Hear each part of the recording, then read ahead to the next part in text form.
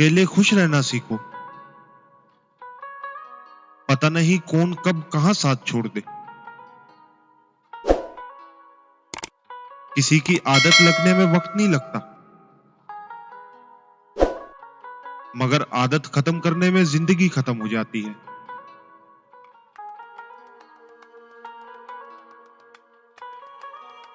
फिर नहीं बसते वो दिल जो एक बार उजड़ जाते हैं।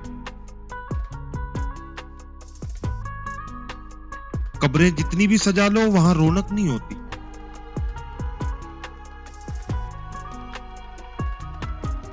हम जो हैं जैसे हैं वैसे ही नजर आते हैं।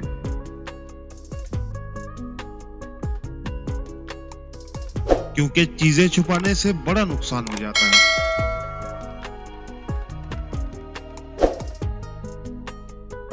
मुखलिसी से जिसका भी हाथ थामोगे वही मुनाफिक निकलेगा।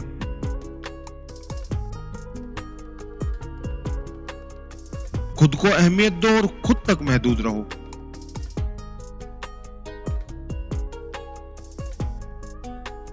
कुछ अजियतों को संभाल कर रख लेना चाहिए, ताकि इन अजियतों को भूलकर आप दोबारा किसी रंगीन ख्वाब पर यकीन ना करें।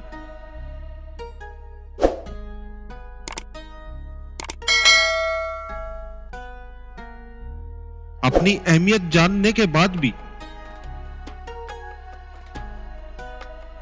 किसी के साथ लटके रहना हिमाकत और बेइज्जती का बाइस है।